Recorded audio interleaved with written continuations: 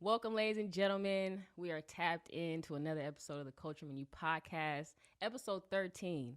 But something special is happening. We have a special guest, a talented guest. Okay, we got Ebbie Hey, Akbar in the building. What's up, Ebbie? Chef Shay, what up? How you doing? Oh man, I'm feeling good. I'm feeling good. I'm feeling great. I'm glad we got you in the building today, especially to top off like the season two, episode one, kind of. You know what I mean? So thank you, There we thank you, go. thank you. I'm honored. Yeah, for sure. I appreciate it.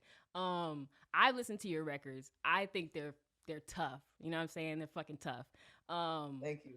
but for the listeners out there, just give a little rundown of who Ebbie is, where she's from, Yeah, little rundown. absolutely. So I'm Ebbie Akbar. I'm a rap artist. Yeah. I do a lot of songwriting. That's all right. Different genres. Yeah, but I'm originally from Detroit, Michigan, but I was raised in San Diego and LA. So I'm like a super hybrid of like all places. Oh, So okay. I think you'll probably notice that listening to my music. It's kind of an eclectic type of mix of different different places and different demographics. Like I said, I'm Detroit bred, you know, hometown, grew up there a little bit, and then San Diego and LA. So I'm just a big melting pot, and I think it shows through my music. Yeah, for sure, for sure. I mean, again, tough records. I even listened to Thank you. did this that just came Yeah, out. I was did like, this. oh shoot, man, coming out clean, coming out cold. I will say though, I Thank think my you. top record was it was between Morning and Trapping. Trapping was What was your I mean, favorite one? Trapping was it was so authentic and so real and it felt so connected to you that I was like, oh, this shit right here. Absolutely. So how did that record come about? So the way that record came about, I was just like, man, it was a tough time, and I was just like, I'm working so hard, and I wasn't really seeing too much progress, and I was trying so hard not to get discouraged, and I was just like, you know what? There's a lot of stuff going on right now. It's a lot of stuff really heavy on my heart and on my mind. And I was just like, I'm out here trapping. You feel what I'm saying? Like legit. um, and at the time, and I was just like, man, I'm just trying to get this money to do my music, and I'm trapping 9 to 5. I'm getting money on my mind, and I'm in love referring to the money. I'm in love with making the money, and it just made me think of the hard times and when I really didn't have money and I was kind of broke and I didn't have those type of things, and I just tried to reflect on past situations and to where I got and what I'm moving forward to. Man, that's dope. That's dope. That's dope. Detroit, Michigan, D Town. Yep. Okay, so are you a big fan of Big Sean?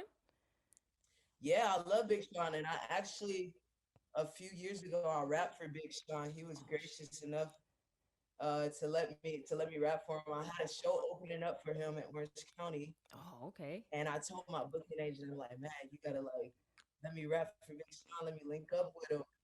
And then he's like, all right, I got you. So I went back by their tour buses with him and DJ Mobies, and then I just like rap for him right there. And it's Wow. actually a video on my YouTube. If you go on there, Okay.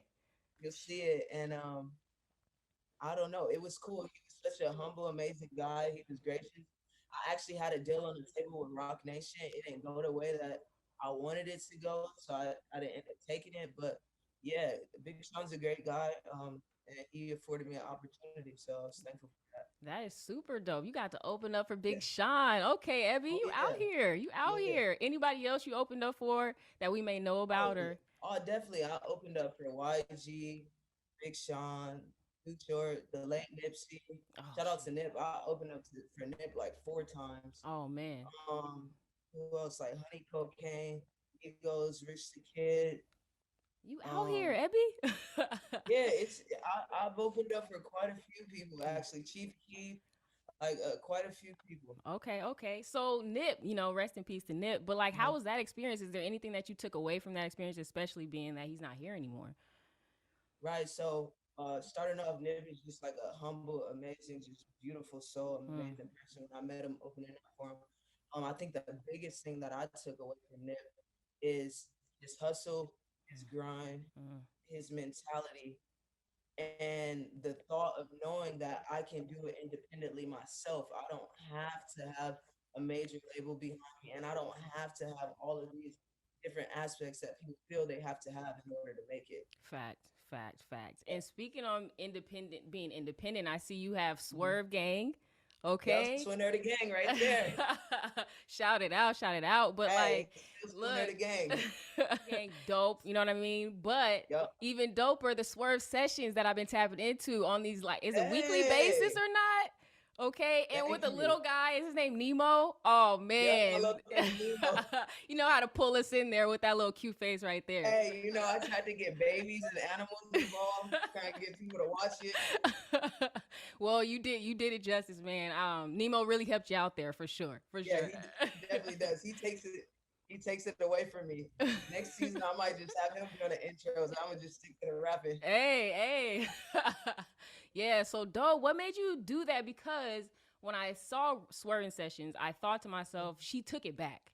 You know what I mean? Yeah, Like you taking it back to real rap and like absolutely. what you really had to do back then to get on. So like what made you Right. spark up the Swerve Sessions and, you know, I've always liked the culture of like freestyling and just that witty wordplay and everything mm, like that. So I was like, man, a lot of people, I would do a lot of remixes and things like that, just in older projects and different projects in the past. And everybody was like, yeah, that shit's tight, like blah, blah, blah. And I was like, you know what? I need to kind of make a freestyle type of webisode series, almost kind of piggybacking off of a Rap City in the basement type style, you know yeah. what I mean? But I want to call it Swerve Sessions. So that's what I did. And I had people just submit me instrumentals they want me to rip on, and then that's how it came about. And a lot of people liked it, so I did Swerve Session season 1, Mm-hmm. and then I just wrapped up season 2, and we're about to start recording for season 3. Nice, nice. Congratulations. You're Thank you. moving. You're moving. You're moving. I'm doing my best. I'm doing my part so the universe can do their part. Hey, for sure. So how for the people that are watching, how do they I guess recommend a song to rap on for They could future? just DM me. I'm super involved with everybody right now. Right now I'm small enough to be super involved, and I plan on doing that all the way until, I mean, even when I really get up now, I'm still gonna try and interact with fans and people as much as I can. So they could just DM me instrumentals that they want to hear me. Sometimes I get so many submissions that I have to literally just like choose randomly, even before choosing randomly, or I'll push them to the next season. So yeah, feel free to DM me, um, DM the Swinner the Gang page, whatever. Yeah, yeah, Drop it in the dope. comments. I'm looking. Drop it, drop it, drop it, because we want to hear some more. Swerve Sessions is Yeah, cracking, y'all. If you haven't watched, you guys need to tune in, okay? I'm in. I'm in. She locked me thank you, in. So thank you.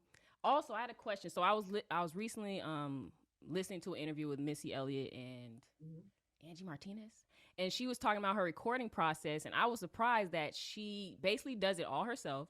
And Yeah, Timbaland has never heard her record. So then it made me think, like, what is your recording process like, and right. how does it go? So typically, how I record is I'll record a bass line, and sometimes I do layers, Mm, different octaves, and things like that. That's one thing that I'm like really huge on. You may have noticed it in trapping. You may have noticed it in morning, mm-hmm. and then it just depends. Like typically, I go to the studio already ready prepared with a list of everything I want Okay. to do or Mm-hmm. what I need to handle. If there's any time that verses aren't done, I might just hop in a booth and kind of freestyle it, piece it together, and take it from Have a swerve session in the booth. there. Hey, a Swerve session right there in the studio. That's dope. That's dope. That's dope. Okay, so this is kind of a random question, but I kind of want to know. Okay, All right, what are that's your it. top three shower songs? Because every day when I get in Oh, the shower, I have to mm-hmm. hear my Go Get 'em song, and it really is like my mood. Is it King Von? Is it Nip? Is it something Right. emotional like some Whitney Houston or something? So where I are you love at with Whitney. that? Hey, that's funny that you said that because I am a huge Whitney Houston fan. I love Whitney Houston. So my top three shower songs is Whitney Houston, Greatest Love of All. Oh man. Um, and then it's a song by this like kind of contemporary gospel artist. Her name is Martha Manuzzi, Okay. and it's called "I Know the Plans I Have for You." Okay. And then my third one, I try and get a little bit ratchet, but still kind of like manifesting good things coming my way. and I'm gonna round it off with RJ, Get Rich. Okay, okay. Those are my top RJ, picks. LA, Mr. LA, LA.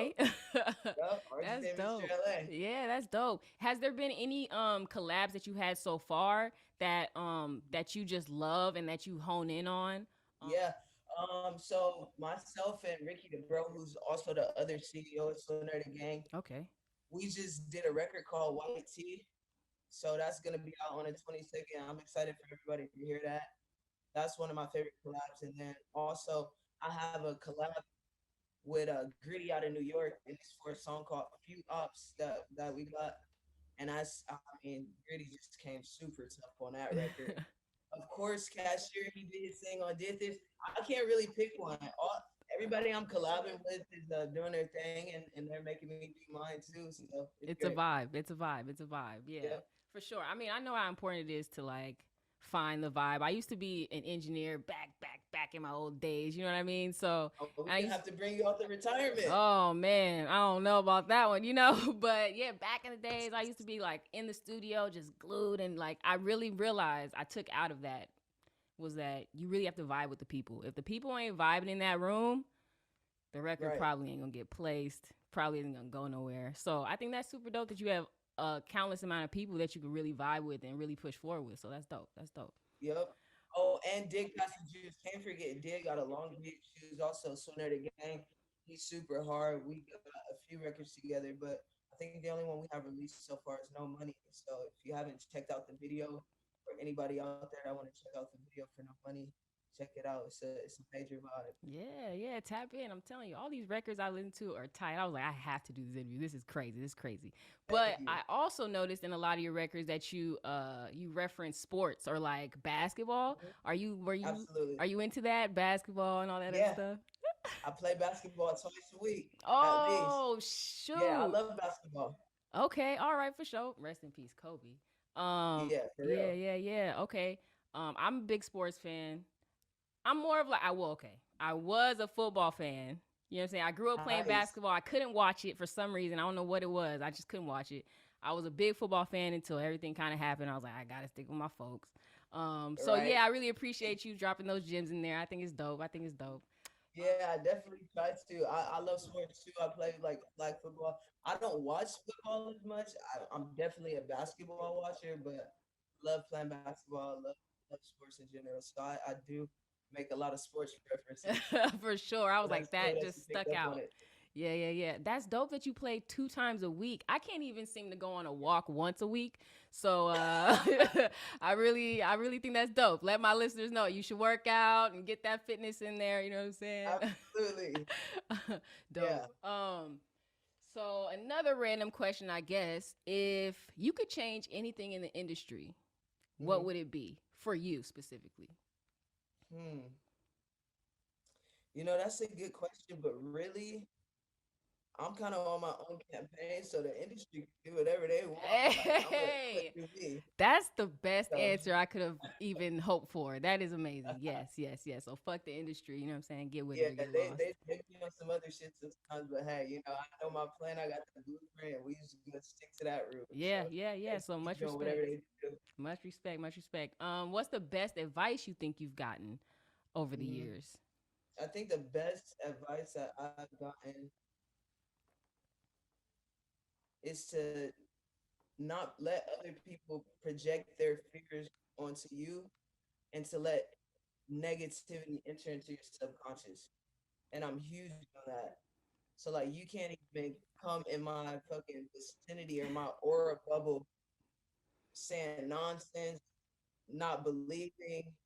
That just does not fly with me. I don't even allow it. Yeah, yeah, that's much respect. I feel like I've gone through the same thing, and that's probably how I got here. Right? It's like people were Yeah, projecting, nah, not a podcast. It's oversaturated now. Oh, you're just a black girl. Blah blah blah. Like you don't do this, and exactly. it's like, stay over there. I mean, look at me Right. now. I may not have a million followers, a million views, but I got something. You know what I'm saying? Hey, you definitely got something going. I love your podcast. So I yeah, appreciate that. I appreciate that. Thank you so much. Let's absolutely. see. Oh, about your city, Detroit. Mhm. Is there Yep. something about your city that you wish people knew or really appreciated about your city? I think the people. I think like there's a certain hustler's mentality that you're gonna find within people that are from Detroit. Mm. There's just like a certain grit and grind associated with people in Detroit. I don't know. It's in the blood somewhere. It's somewhere in the soul food that we eating out there. I don't know, but it's the hustlers mentality. We hungry out there, Mm-hmm. you know what I mean. So I'm blessed for that to be my hometown. I grew up majority in California, but like I Okay. said, I also grew up in Detroit, and that's where I'm originally from. So I love Detroit being my hometown. Okay. Okay. Respect. I mean, let's see. For LA, I Hmm. guess I asked this question because anytime I talk to someone that's not from LA, I have to hear disrespectful comments before you get like, but it's cool. You know what I mean? I'm like, I Oh hate no, that. I hate that. Oh, LA, you come out there, you get shot, you get robbed. It's like, no, they got shot, they got robbed. But I need people to right? know there's more love out here. So much Oh, more love out absolutely. here than hate. There's a lot of love out there in LA. There's a lot of people that when I moved to LA was plugging me, was came to my session, listening to music. Like Mm, shout out Loaded, shout out to Candace Wakefield. They didn't really know me, and they just like pulled up to my session, and like they're very prominent in the music industry, especially Candace. She's like a heavy hitter. She's for written sure. songs for like Beyonce and Nicki Minaj, and I was just humbled that like she even took out the time to come and hear what I was about. So I've received a lot of love and a lot of people trying to help out and just move forward the culture and to work together. So Yeah, that's a beautiful thing. Shout out to LA. Shout out to my LA shout out to folks. LA Okay, the LA for natives sure. that's keeping it going out here. Yeah, so what did your I mean, we just went through COVID. Okay. Yep. We can't shake that fact. So how did that affect you? Did it affect you? And like what did your COVID really look like? Were you in the house most of the time or still working? I still been working like constantly, still like going to studios, shooting as many videos as I can. I shot like 5 videos last month in Oh December, my gosh. and throughout the entire time I've been recording, and I was still going out, kind of shaking hands and meeting people and everything like that, to a certain extent to keep it respectful as far as other people are concerned. But I've still been working. I think the biggest thing that had changed within COVID is just like there wasn't basketball at the time, so which just got started back up, and then a lot of gyms were closed. And Mhm. I'm huge on like, but everything's back and running now. But as far as working and the music is concerned, I've still been working through the entire time. That's dope. That's dope to hear. I mean, it's hard out here for a lot of people. I mean, obviously, Yeah, I've been able to continue doing my podcast through here, so I just want to tap in and see how you were affected, and hopefully, you weren't that much out yeah. other than We basketball. pandemic proof. Yeah, we pandemic proof. Oh my Right, gosh, we patting that one officially. right there. Get some popping with that. What is the message you hope your fans are taking from your music? Is there a message, or are you just kind of changing it up with every record? Is there one distinct thing that you want people to really take from your music? Well, I think I do a lot of different type of records. So like you said, if you listen to trapping, you're gonna get something different than if you listen in the morning, True. than if you're listening to Did This, than if you're listening to I don't know AP or something. But I think one of the main things that I try and convey is just confidence and believing in yourself, and it's okay to be vulnerable, but to come up out of that and make sure you're pursuing and doing the things that you're meant to do in your life. So I think if I had any message, that's what I would want people to get out of my music. Dope. And I think people are getting that. I mean, I've gotten that. I've gotten Thank that you've made it from somewhere to like Yeah, you're on your way to where you're trying to yeah. go. And it's a beautiful thing, man. It's beautiful to see like black women out here doing the thing. You know what I mean? Like Thank we're you. not Absolutely. we have so much to offer the world. And I think the world actually knows it. I mean, we've been Oh yeah. the ones pushing forward the world, really. So I just think it's a beautiful thing to see you progressing in music, doing what you're doing. I think it's great. I really do. I support And you. same with you. I love your podcast, like I said, and thank you for having me. And I love seeing you on your side doing your thing too, and everything that you bring to the table. You're so fluent and well spoken and eloquent with all the interviews. So I really enjoy it. I appreciate that. I appreciate that. So, I guess like with wrapping up the interview, is there anything you want to tell the listeners? Anything they should be tuned into or be waiting for coming out Yeah, soon? So we got a lot of singles coming out this year. So I'm gonna be dropping a single every single Friday, starting this Friday coming up, and I'm gonna do it for at least a year Oh or man. however long it takes to get what I need to get, which is I got my eyes set on a Empire distribution deal, Oh nice. 80/20 or 85/15 split, and for me to get a booking agent. But other than that, we got a lot of videos coming out. I got White Tea, Detached, Okay. AP. Um, AP stuff. you like AP? AP stuff. AP stuff. AP stuff. Okay. I Keep think going. you're gonna like the video too. Yeah, so got a lot of videos coming out. A lot of singles dropping. About to start filming for season 3 of Swerve Sessions. Gonna have some behind the lyrics coming because I say a lot of metaphors and witty things in my rhymes, and I don't know people catch it all the time. So I'm gonna do some behind the lyrics and some behind the scenes also, so everyone can see like the music video process and what goes on. And that's pretty much it. Gonna just keep rocking. And if you want to listen, any type of listening platform, Spotify, Apple Music, check out the videos on YouTube under Ebbie Akbar, and that's pretty much it. It's still Swinner the Game. Shout out Ricky Bro, Dick, Pastor Jukes, Ken Instrumentals, aka Dark Kent, and we gonna keep it rocking. Yeah, we appreciate you, Ebbie, for coming through the Culture Menu podcast. Thank you. You're welcome anytime. Hey, Anytime. I'm gonna take you up on Hey, that. take me up on it. So thank you so much for coming through. I appreciate you. Thank you so much. I appreciate you. Of course.